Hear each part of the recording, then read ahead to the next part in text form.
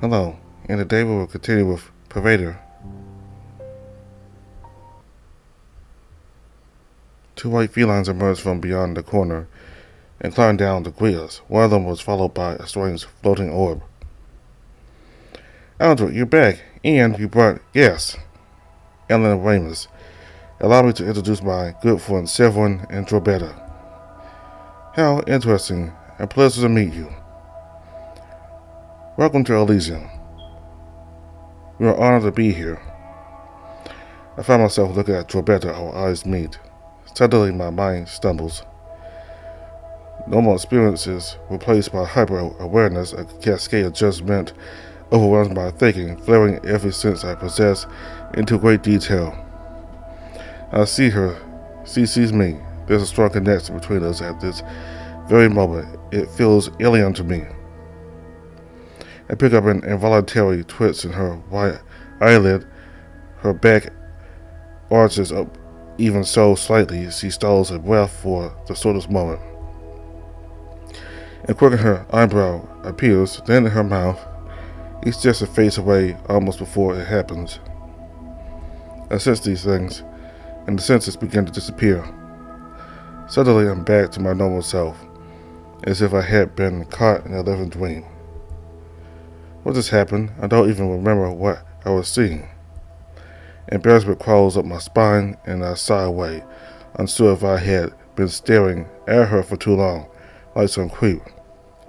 What's wrong with you, Ramus? Are you confused, or did you forget pretty girls aren't up your alley?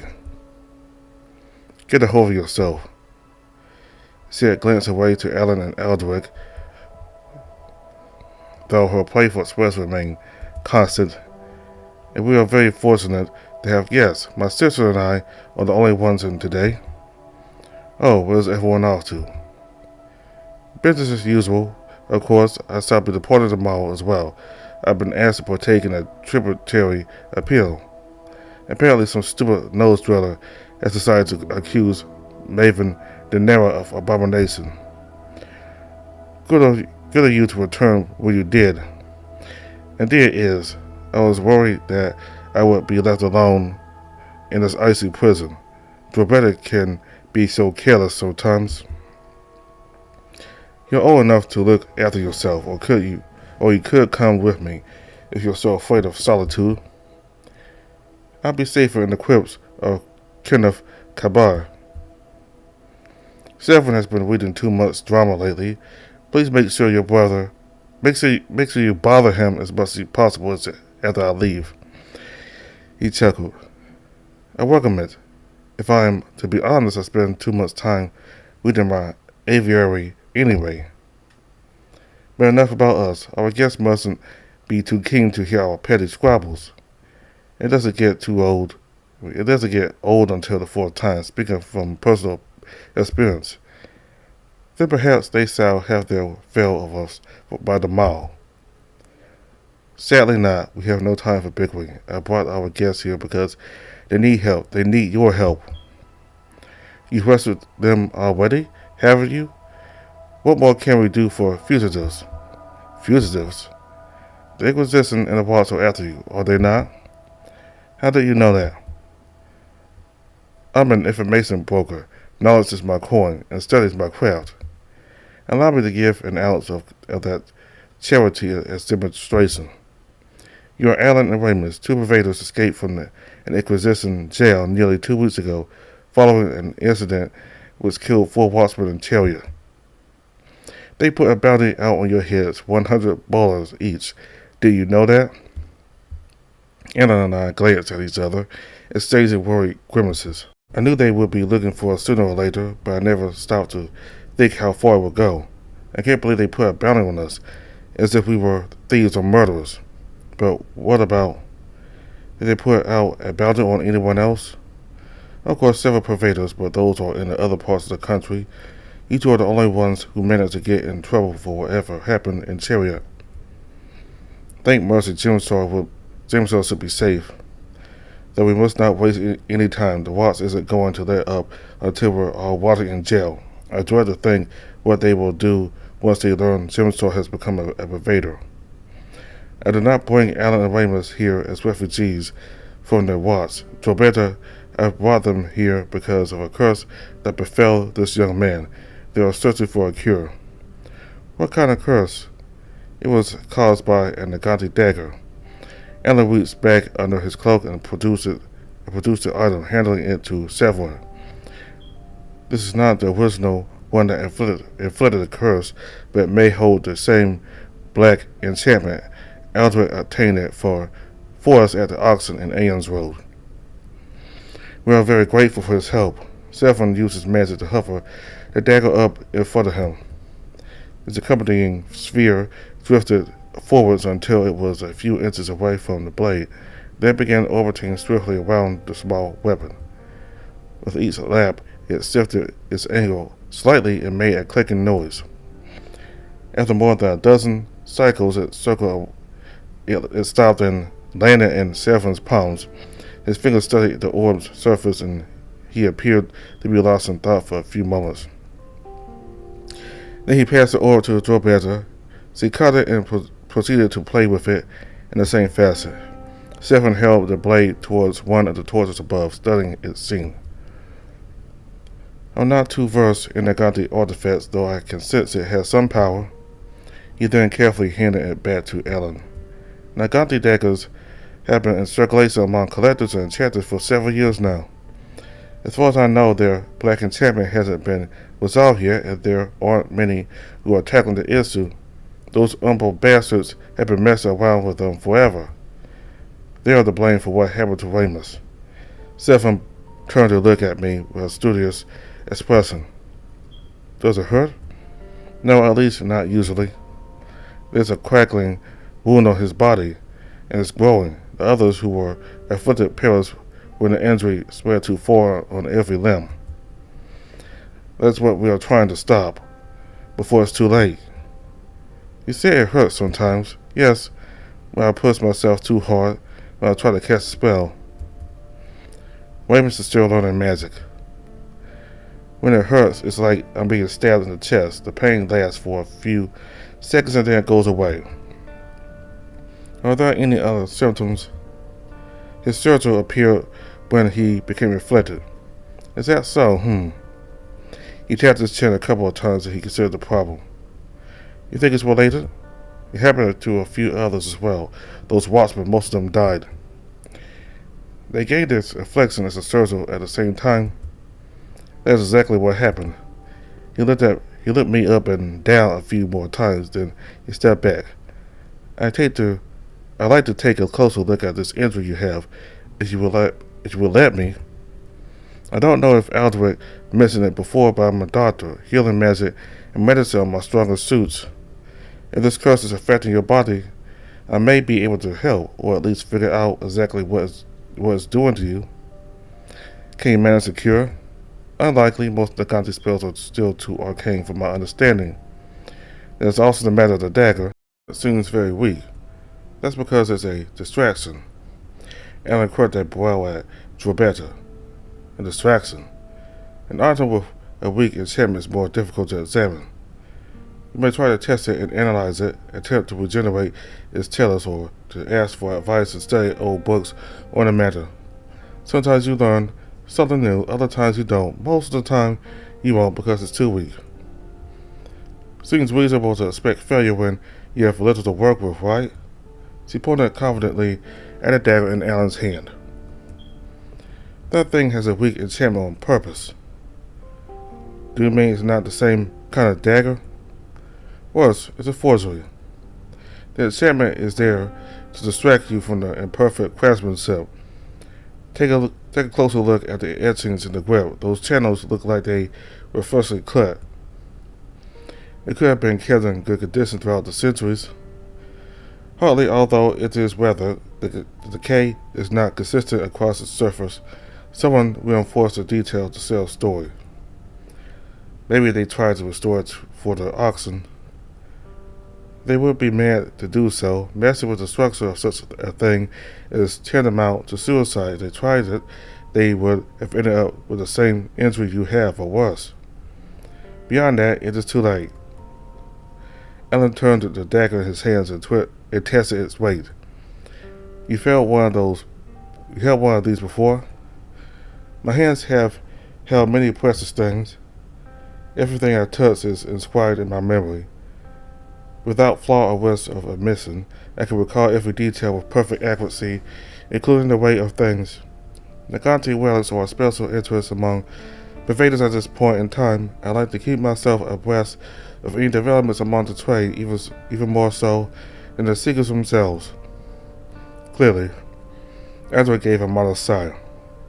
Do not feel the same, dear Aldrich. I do not believe any in your set could have spotted the faults either.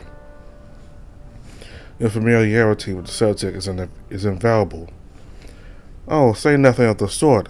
I'd be out of work if I couldn't put a price on my familiarity with things. She contrived to smile. In any case, we will need to research these daggers thoroughly. Your library is bigger than mine, and more relevant. For certain. Severin cleared his throat and spoke up. Then I'll try to examine Ramus and give him back to you as soon as possible. Quite well, thank you, both of you. Roberta gave a self-satisfied nod. Aldrich, if you wouldn't mind, I'd like to tag along with Ramus to make sure he's alright. But of course, his safety is our first priority. Severin is a talented practitioner of the healing arts. He will all do well to learn for his practice. In the meantime, I'll see if I can dig up any useful information about the dagger and its curse. In any case, by the end of the day, we will be much more wise to our guests' condition. 2 months' time, I expect. Please follow me. Ellen and I followed Severin down the left hallway, whence the two felines had emerged from earlier. It was a long and narrow passage that led into another flight of stairs going up and into another large room. This was probably the biggest place in the entire Elysium. It had seen so far the entire floor was an elaborate circular balcony framed with what I now knew to be maize glads. An oddly pleasant warmth radiated from somewhere above, with a gentle breeze of dry air circulating around the center. It tasted almost too bland. Every once in a while I heard skittering and flapping noises somewhere beyond the central wall. I apologize to my pets mate 2 months of a ruckus. Even if they cannot see you, they can sense it when I bring new people in here. They can be a little anxious sometimes. Then we won't disturb you any longer than we have to. It is no trouble at all. My pets and I do not see enough new people as it is. Your presence is a blessing. What kind of pets do you have? Birds mostly. Whenever you are free, I would be glad to show you my aviary. So then let us see what is happening with you. Can you show me your injury? By this point, showing off the mark on my body has become a tradition. Hopefully this time it will actually lead to some answers. Perhaps Alan can grant us some privacy. It's alright, I want him to be here. Alan nodded confidently. I put up my shirt and removed it in one quick motion, revealing my curious aspect. Oh, forgive me, I should have explained earlier. It would be best if you remove all your clothes. Everything, even? Wait just a minute there. Is that strictly necessary? The injury appears to travel further down his body. Even if it didn't, you say it can spread to every limb. A thorough examination of the entire body will tell me many things. Please do not be embarrassed. I was taken aback for a moment. Ellen took the opportunity to speak for me. Ramus has shown more than enough. Yeah.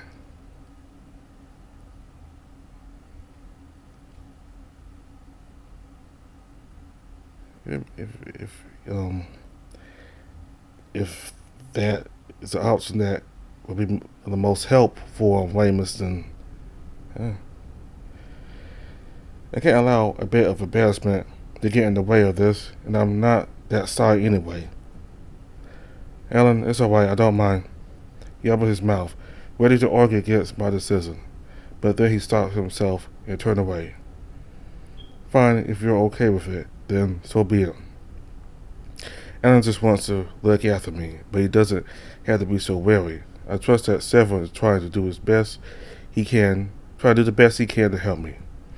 Android didn't bring us here to have something so petty get in the way. You should know better.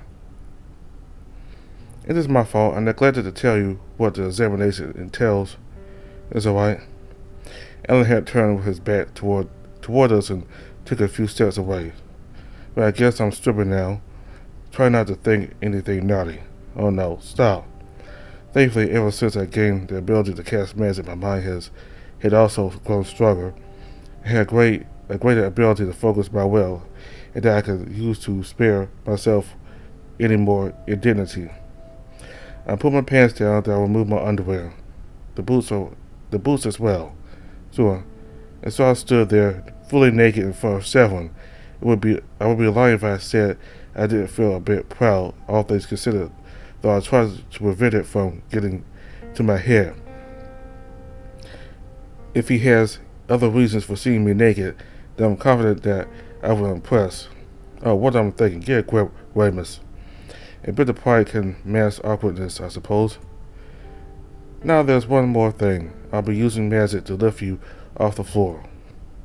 Just relax, try not to move, and let yourself gently float for a while, okay? Okay. I took in a deep breath and braced for the unlikely miracle. Severin's sphere emerged from behind him and came towards me, setting itself directly above my head.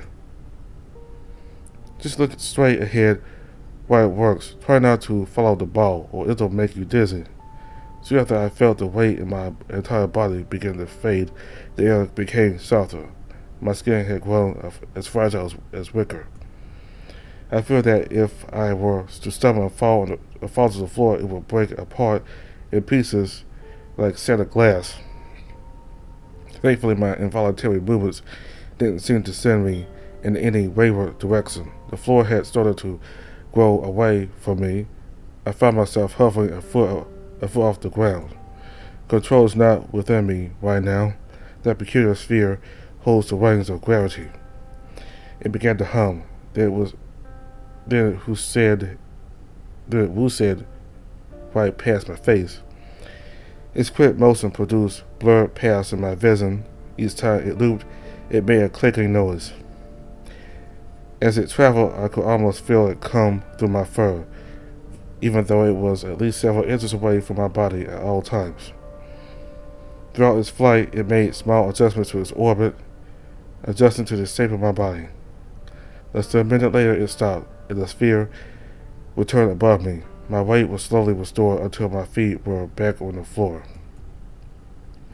When I landed, I realized that my limbs had grown stiff, prompting me to try to shake it off. Is that it? Yes, you can put your clothes back on now. Before I could even spot my pants on the floor, I felt something fall upon my back. Alan had come up from behind and draped his cloak around my shoulders. He was to pull one side of it over the other, since that none of my front was exposed. His arms were strong and frustrated. I glanced at him and saw that he was still peeved about the entire ordeal. Thank you, Alan. Go on and get your clothes. As I started to put on my pants and shirt, I noticed that Severin had begun tinkling with the sphere again. He touched it as if casting a spell.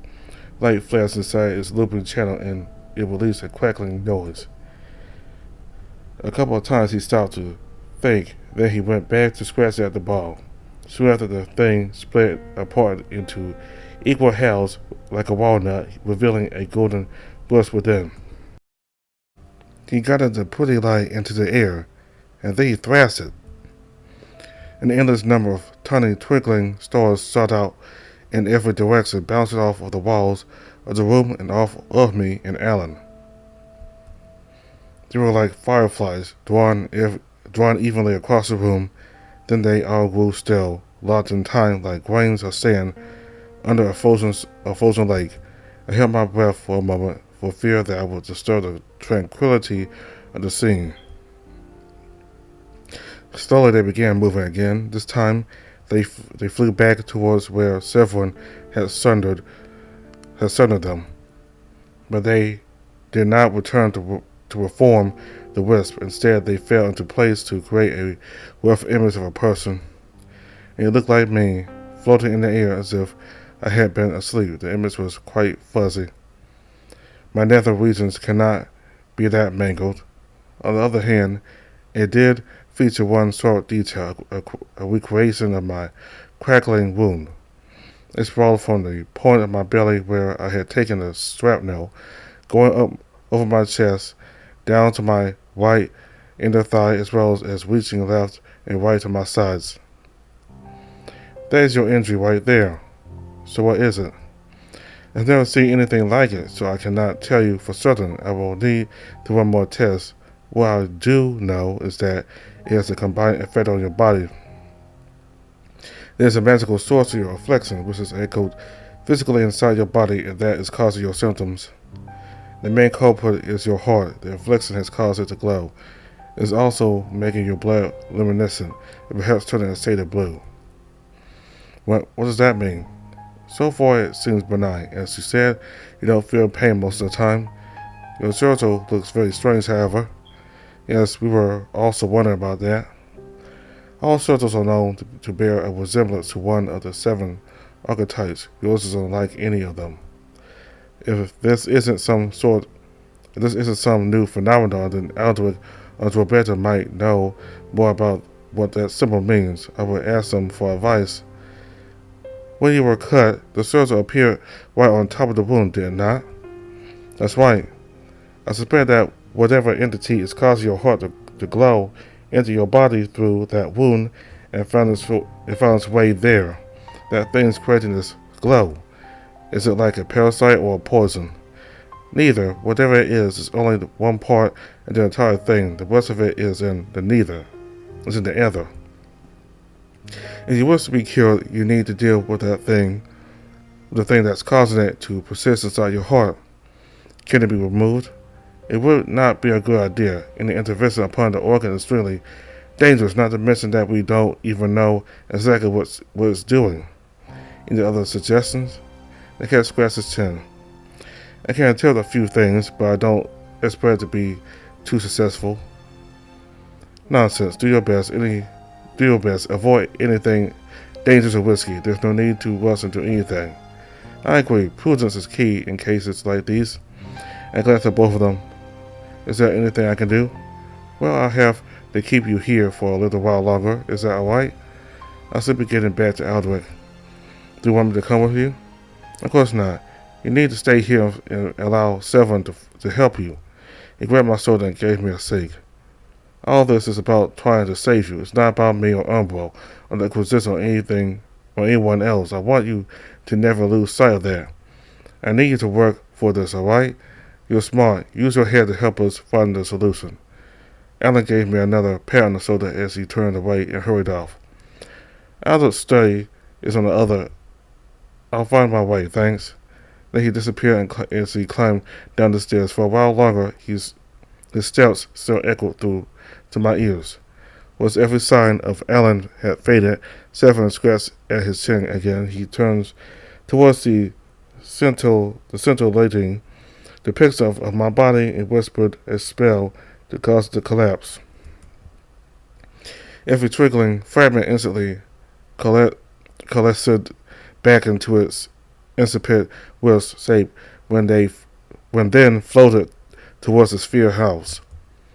Severin grabbed both pieces and pressed them together, recapturing the little light. The contraption became whole again and resumed its floating position behind its divisor.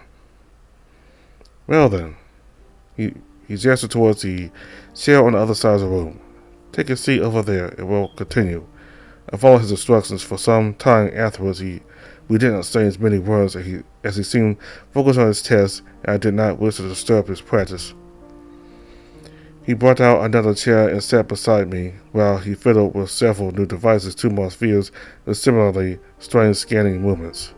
A wand which could write on thin air, A pair of colorful bug-like gems which changed their color depending on what lay between them that he used to examine my heart. After I had settled into a calm mood, it was very pleasant to just sit there and look out at the vast kingdom of snow out there and to forget about everything. Though my wandering mind would often find solace in these moments, they would not last long. Inevitably, I will arrive at a worrying thought. Zimstor has a fit for himself for a while. He won't leave Aeon's Road until tomorrow. I hope he will be okay. Is everything alright? Oh, sorry, I was just thinking. While I lay in the chair, Severin had been using ink to mark an area on my wrist using a needle brush. He continued to fixate on the process even as he spoke. What do you think about? Just wondering when this will all be over. I wish I could do more to help him other than just laying here. How are you adjusting to becoming a Pervader? At first I thought it would be fun and exciting, and it has been. I wouldn't say otherwise, but I haven't been able to spend much time thinking about it. It was just this happened to me. We were always on the road, and I was looking for help somewhere else. It's been exhausting. Not just from travel. Yeah, that's the least of it, really. I feel like I have a weight in my stomach that keeps getting larger and larger, and that one of these days it's going to burst. It is a plague on the mind. People often say that healing is a physical process, but that leaves out a large part of what makes you healthy. What you're going through may not incapacitate you anytime soon, but constant distress can lead to very nasty outcomes all the same. Though you are very lucky in some regards, I can't see anything good in all this. You have Alan here to look after you. Oh, yes, you're right. I don't know what I would have done without Alan. I probably would still be in that jail cell today if it weren't for him. And I'm sorry about earlier. When Alan was here, he usually isn't rude. He was protecting you. From a doctor? When you care for someone, sometimes they can blind you to the best course of action. Emotions can get in the way at the worst of times. That's why it's usually best to receive treatment from a doctor you do not know personally. I know Alan cares for me, but that doesn't stop him from thinking clearly. I think he cares about you more than you realize. Well, we've only known each other for a couple months. Yet he left everything behind so that he could lead you on this journey to save your life. Can't say I know many people who would do that for me. He's right, I never thought of it that way. Alan probably still feels responsible for what happened, though I've told him before that it wasn't his fault. I'm upset that all of this had to happen so quickly after we met. The antiquarium was very enjoyable, and I was beginning to feel like I had a good future ahead of me. When he told me about the shipment, it was an exciting opportunity. Since then, everything has come crashing down, and I've been forced to go on this journey for my own sake. He shouldn't need to do something like this. Now I feel terrible. I never stopped to think how he would have been affected by all this. He just always seemed to take the lead, such that I never felt the need to question his feelings. Then we met Chillis, and that became another blow. I need to talk to him. Severin continued his work upon my body for about half an hour longer, while we continued to chat idly about less concerning things.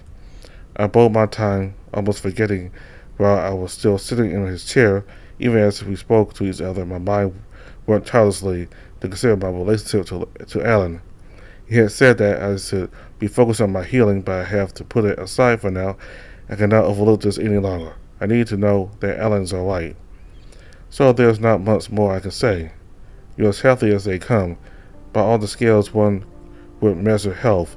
It means that if there's anything that's lethal about this curse, it would be delivered through its magical aspect. I'm sorry I couldn't be of more help. I had already blanked out most of what he had said, since none of it seemed to be useful information. Although he wasn't able to find a solution, at least I now know for sure that the issue isn't something that can be resolved through medicine. The only other advice I can give you now is one that Alan already knows. You must find the source of this curse and try to understand it. Look for pervaders who have intimate knowledge of Nagante relics. Study their enchantments, figure out their secrets. Obtaining a proper dagger will be very useful, but also look beyond that. Thank you, I appreciate all you've done. I wish I could have done more. At last, you should return to Alan and Eldred. They must have discovered your next lead already. I nod and turn to head for the stairs, finding my way back to the hall where we met Severin and Pervader. There was no one else in sight. The spiral sculpture glowed as brightly as it did before, yet its pulsing rhythm had slowed somewhat. Silence gathered and I stopped for a moment to collect my thoughts. I still can't believe we're in this place, using magic to travel to some strange estate up in the mountains as far away from civilization as you can get, an actual hermitage. I wonder how often they go out in the world. Most of them probably aren't as reclusive as Severin, since most of them are not in right now. The sound of pages being turned came down from the opposite hallway. Alan and Albert are probably there. The passage was as long and narrow as the one leading to Severin's studio, though this time I could spot the entrance immediately as I set out traversing the corridor. What a place! It was a brilliantly lit room with hanging crystal chandeliers and large black marble pillars holding up the arches of the ceiling. Aldrich and Alan were mulling over a table in the left corner of the room. They heard me as I approached and turned to greet me. "Ah, Weymouth, how did it go?" Severin wasn't able to find out anything else. He said you had the right idea and that we should keep looking into the daggers. "Did you have any luck?" Aldrich tapped wastefully on his golden clasp as he huffed. "Nothing yet, though there's a lot to go over. You've only scanned through half of the library so far, and that is just picking out the relevant material. Will you join us?" "I'm not too good at reading, but I'll do my best. Before that, though, Alan, can I talk to you for a bit?" "Of course." He turned to close one of the books he had opened, dusted his hands together, and he stood close to me. "What is it? Let's go back downstairs. Is that really necessary? It's important. I wanted it to be just the two of us." He sighed. "All right, lead on." As we made our way down the corridor and arrived in the main hall, the thought crossed my mind that I was acting a bit foolish. We could talk here, but I just didn't feel like it. There are too many corners where people can eavesdrop, and I wanted to talk to him privately. Sir Alan was eager to go along with it. "The landing room will do, as long as we don't speak too loudly." I guided Alan over to the base glass near the middle of the hall. I turned towards him and studied his face. "You were happier back then. Ever since that disaster in Syria, there's always a bit of sorrow in your expression. Even when you smile and laugh, I can still feel it. So I apologize and say I'm sorry that he has to go through all this." I wanted to find the right words to let him know that I understood the sacrifice he had made and that I appreciated him for that. There's a way to say all these things, but I'm a jumbled mess right now. Even before I managed to say anything, and just the breeze highlights the moisture in my eyes. Does it give it away? Weymouth, tell me what's wrong. "We just need to talk for a while." He stared back at me. My demeanor was confusing to him, I realized. Though I confused myself as well, I don't know how to start talking about it. "Did something happen with Severin? Did he upset you?" Ellen revealed a grim expression as he spoke the doctor's name. "Not at all. Why are you so hung up on him?" It was inappropriate to ask what he asked of you. I would have dragged us both out of there if not for all this. I don't." He threw his hands up dismissively. "I don't want to think about it anymore. You were the one acting inappropriately. He's a doctor, Alan. He was trying to help by doing his job. We're supposed to be grateful." Do you expect him to just guess what's under my clothes? Revealing your nethers ain't needed, Ramus. The mark is growing all over my body. If it's having some effect on my limbs or muscles or anything like that I want to know. You both heard him say only your heart was affected at all. Yes, but we didn't know that before. I don't need to hear any more of this. He turned away from me and stalked closer to the maze glass, leaning onto the windowsill to brood. Although his tone had been ill-tempered, there was an peaceable softness to it. Part of him must realize that he has been acting up. I ambled at his side and leaned against the window frame, mimicking his gesture. For a while, we simply sat in silence, looking out and admiring the frosted view. Is that why you called me down here? To scold me for what I said earlier? No, of course not, Alan. I wanted to talk about us. Alan nodded as he continued to stare through the maze glass. The pause lingered as my words stumbled in my throat several times before I managed to get something out. I don't really know how to say it. Thank you. This isn't enough, but I guess I'll start here. You're thanking me? Yeah, I didn't mean to start arguing.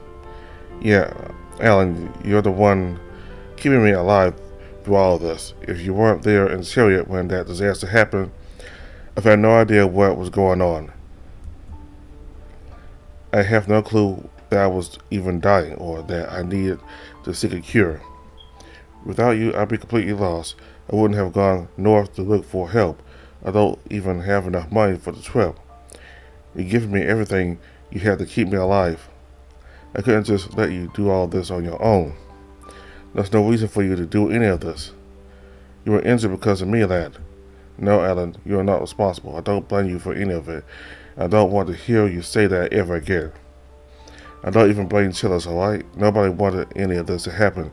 It's just a whole lot of misfortune and sadness. I will never be able to repay you for all that you've done to me, regardless of what happens. You're a good man. You're a great and wonderful man with a kind heart, and I don't say it enough.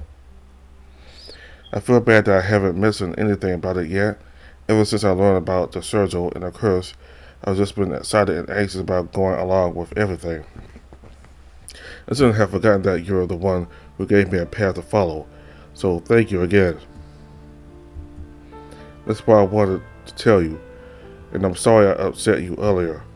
He sighed and shook his head before muttering under his breath. I'm sorry about everything too. It's not your fault. Alan sighed away from my gaze and began tapping on the windowsill, looking out at the vast expanse of cold beyond the maze glass. His eyes grew tired and melancholy, and had a sinking feeling that none of what I said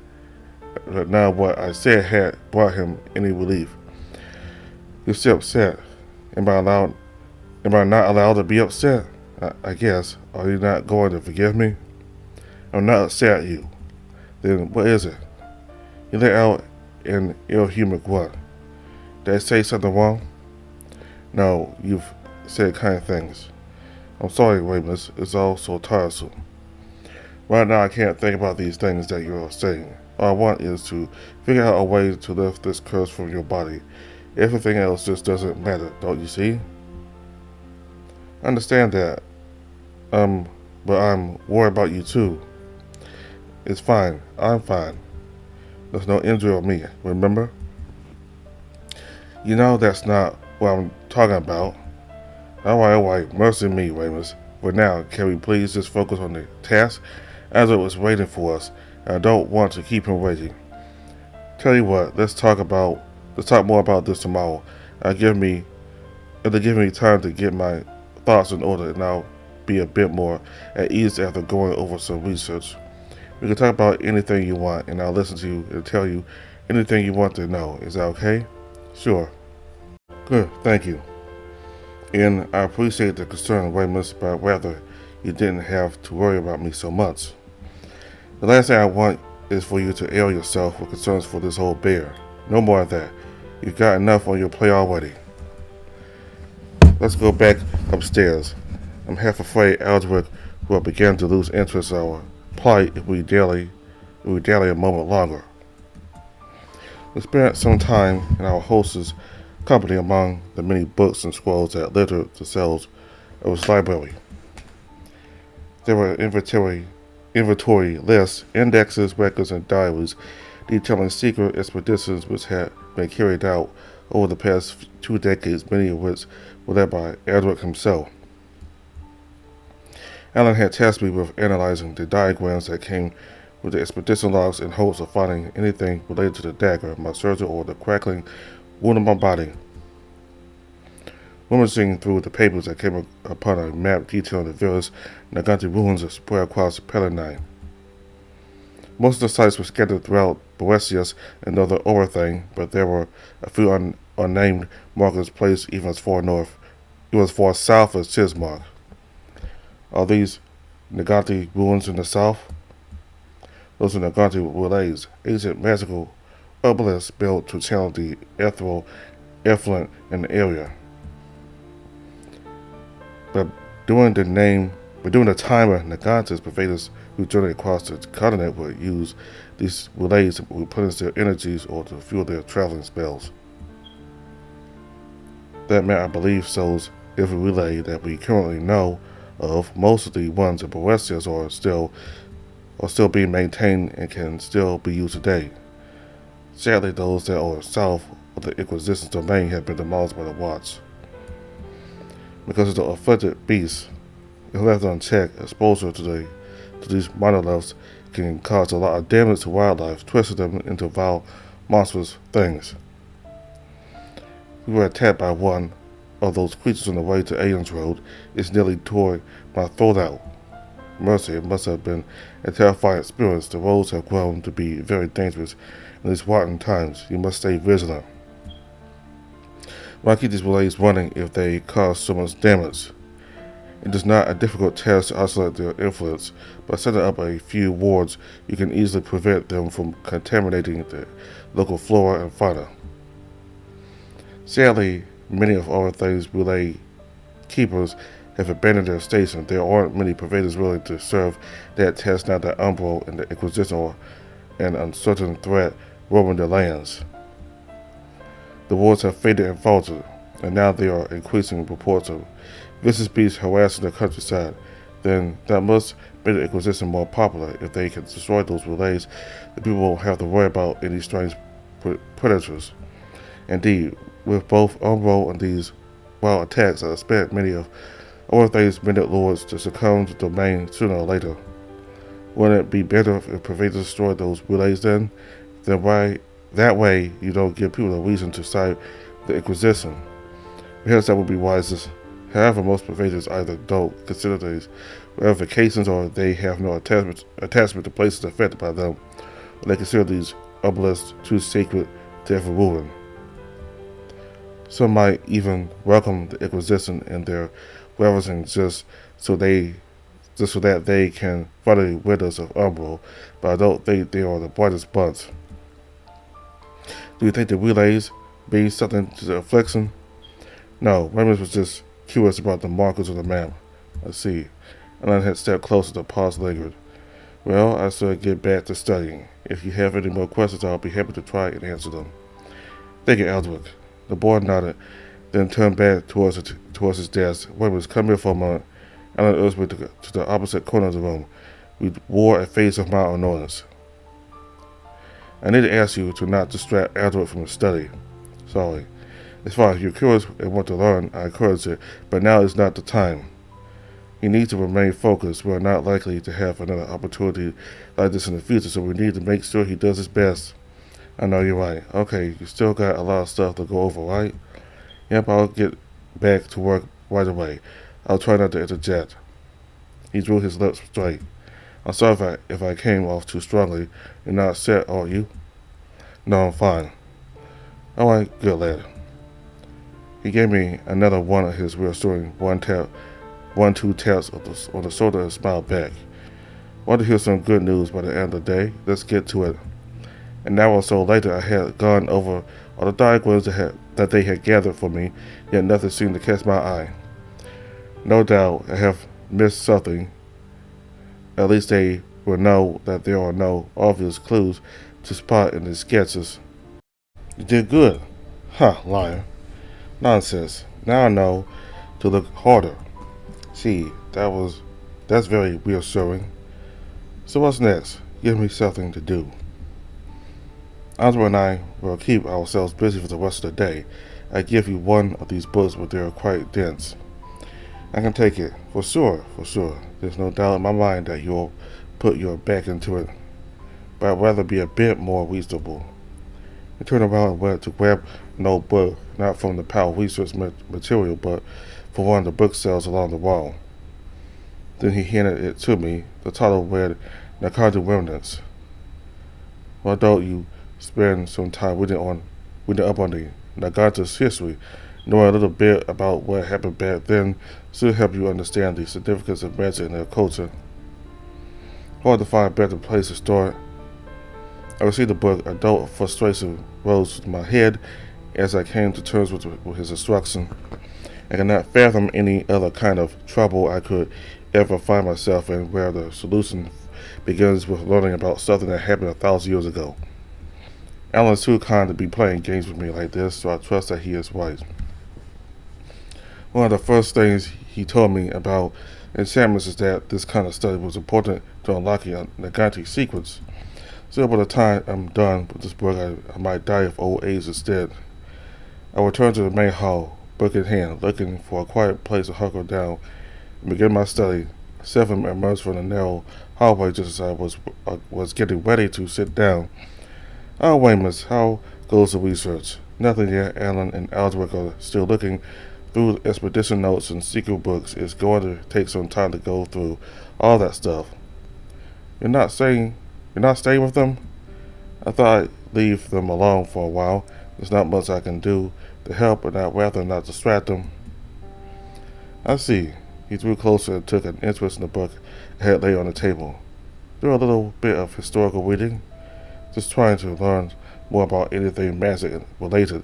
Alan said this was a good place to start. Very responsible. Good on you. Then, is there anything I can help you with? I've been busy feeding my birds since you left, but now I have little else to do. Though I suppose I can go bother Roberta for a while. Oh, yes, I was meaning to ask you. Ever since I gained my sigil, I've been trying to get better at magic. Ellen has been teaching me a bit. I learned how to navigate the ether, and I managed to conjure my own torch. I practice and experiment sometimes, but it's been rough. Is there anything you can teach me? I would be happy to. It's been years since last had a pupil. We do not have enough excuses to explore the fundamentals of magic. Severin and I made our way back to the studio as I filled him in on my attempts at magic and how Alan had been teaching me to think and feel through the process. When we arrived, a sharp screeching sound echoed through the room, coming from beyond the wall. My darlings are still not used to your foreign steps, it seems. They sound so scared. Maybe we could go somewhere else instead, where we won't bother them. That is the opposite of what they need. Would you like to meet them? I've been meaning to introduce my beauty to others, to teach them to be docile around people, but we rarely get visitors. They won't bother, I promise. Okay, if you think it will help. We circled around the corner, and past another panel wall, arriving at a door made of iron and glass. Inside, it was quite a bit warmer. Those winged creatures were unnaturally large. They began flapping their wings, and as they spotted me beyond the doorway, seething with ire. Every once in a while, one of them would screech, always pointing their beaks or their side glares at me. I was made to feel like a trespasser. Seven walked ahead along the iron bars that made up their cage. His presence had helped to subdue the birds' anxious displays, yet their feathers remained ruffled. Try not to make too many sudden movements, as that is likely to set them off.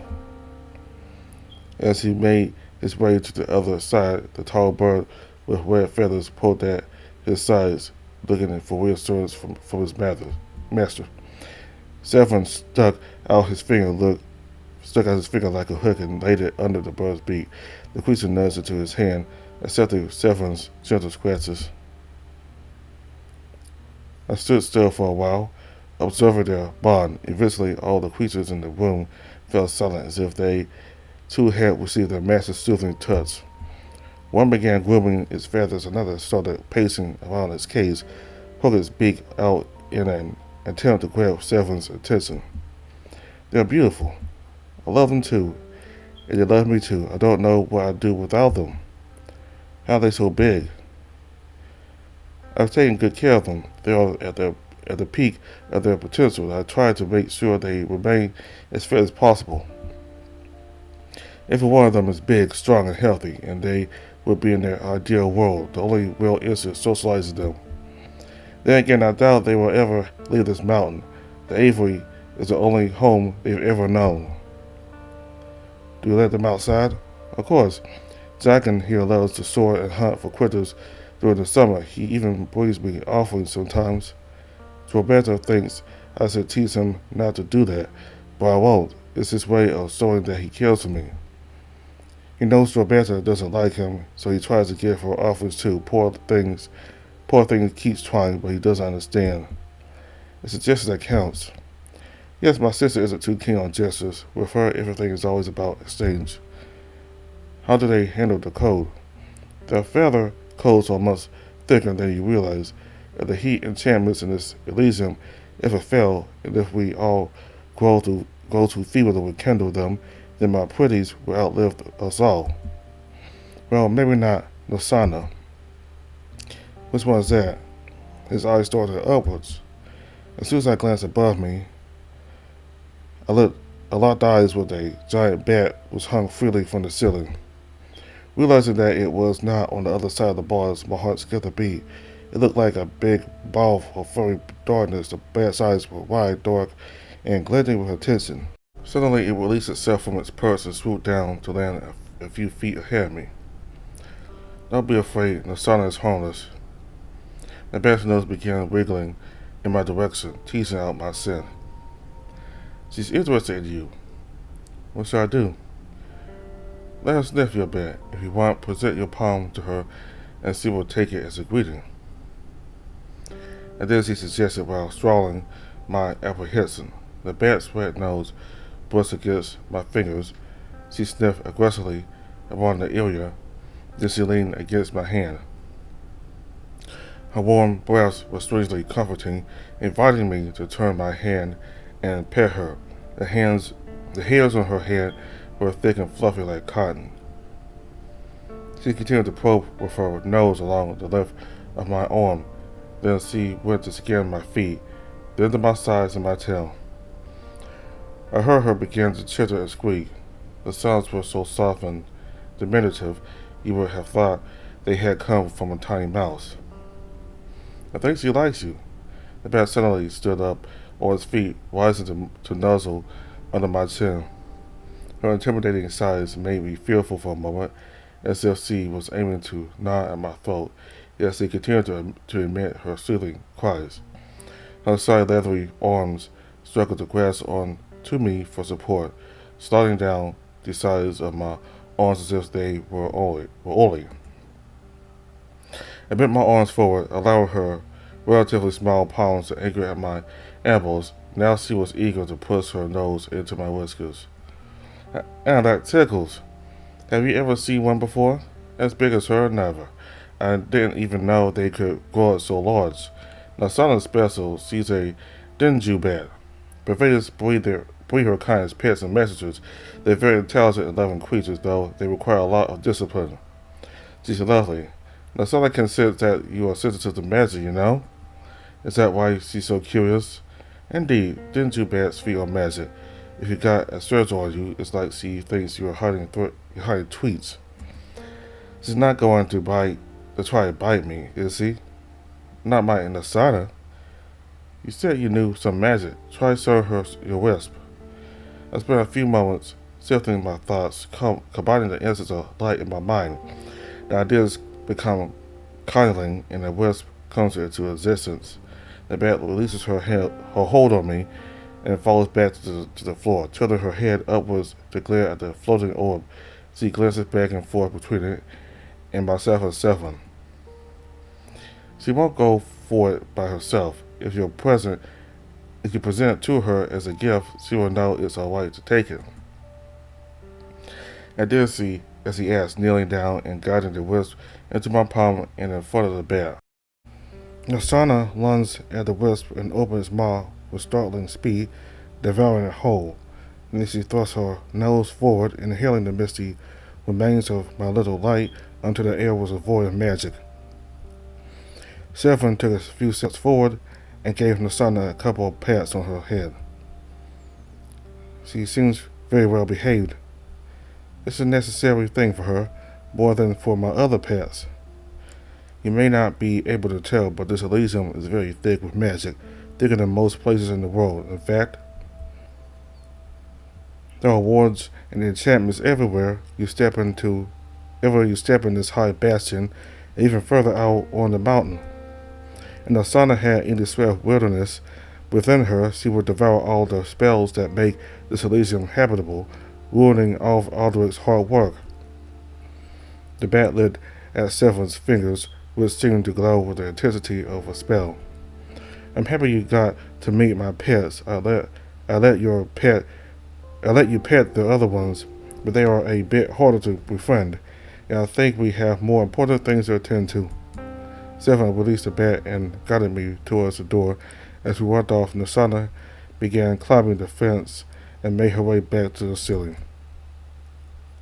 Back in the studio, Severin and I made our way to the maze glass to enjoy the view. Your pets must keep you very busy. For me, it's hard to see it that way. They're like children to me. When you spend so much time helping them grow and become strong and healthy, it's like they become family. Sometimes I feel bad for even referring to them as pets. I remember just how difficult it was for me the first time I let them outside. I thought they would go and never come back. I'm still surprised they are able to survive out there. You can't see it if you look outside from here, but the mountain below the cloud layers has a forest surrounding it. Lots of fruits and things to hunt. They will never lack for food or habitat, even if I'm no longer around to look after them. Wish I could show you, but one of my eagles is somewhere out there today. They are so beautiful when they soar. It was heartwarming to hear him speak so lovingly of the marvelous birds he had raised. I would be proud too.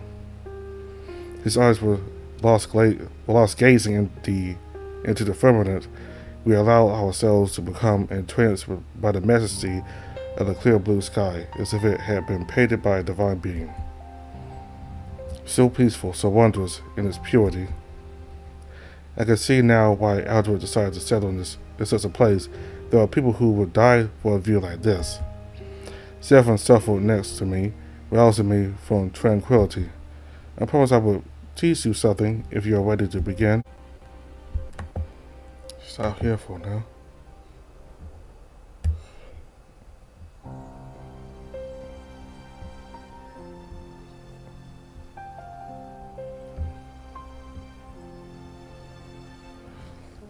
Okay, so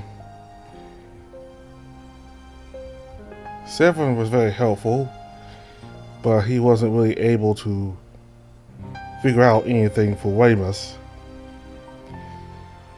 So he's a very nice and professional doctor. Tried to help Weymouth and apologized when he couldn't be of more help towards him, so we enjoy him. And that part where he shows Weymouth's pets, I really enjoyed that. And that bat, she was very sweet. So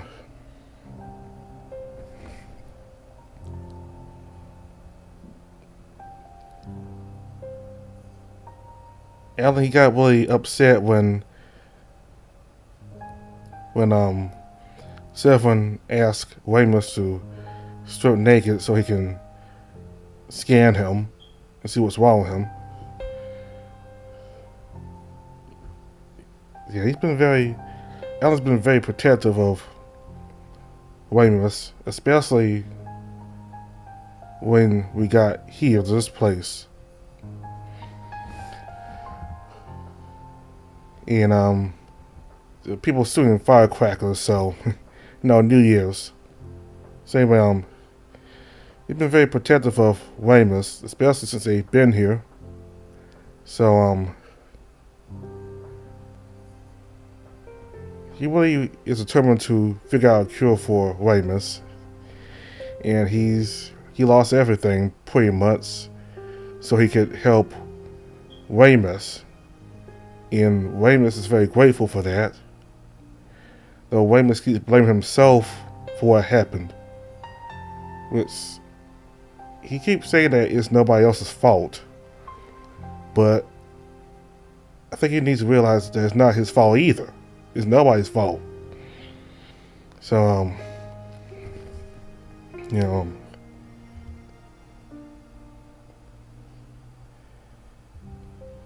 I have to say for now.